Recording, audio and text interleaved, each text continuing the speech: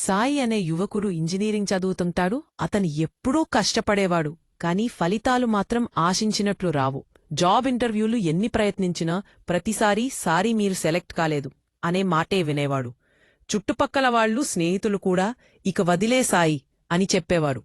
ఒకరోజు రాత్రి సాయి ల్యాప్టాప్ ముందు కూర్చుని తానెందుకు విఫలమవుతున్నాడో ఆలోచించాడు. నేను కష్టపడుతున్నా, కాని సరిగ్గా కాదు అని గ్రహించాడు. ఆ రాత్రే కొత్త ప్లాన్ చేసుకున్నాడు.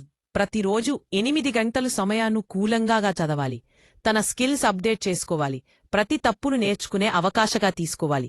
3 నెలల తర్వాత మరోసారి ఇంటర్వ్యూ వచ్చింది. ఈసారి సాయి ధైర్యంగా వెళ్లి నిశ్చయంగా సమాధానాలు ఇచ్చాడు. ఫలితాలు రాగానే అతని పేరు మొదటలో ఉంది. తన సక్సెస్ మెసేజ్ చూసి అతని కళ్ళలో ఆనందం నిండిపోయింది. సాయి మనసులో ఒక్క మాట వచ్చింది: విజయం దొరకడం కాదు, మనం దాన్ని సంపాదించాలి. సందేశం: జీవితంలో ఎన్నిసార్లు విఫలమైనా మనం వదిలిపెట్టకపోతే విజయం మనదే అవుతుంది.